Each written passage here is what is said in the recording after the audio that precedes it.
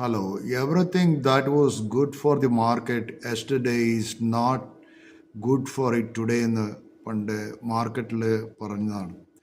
കാരണം മാർക്കറ്റ് എപ്പോഴും അങ്ങനെയാണ്. ഒരു ക്ലോക്കിൻ്റെ പെൻഡുലം പോലെ അത് മാർക്കറ്റ് സ്വിങ് ചെയ്യുക.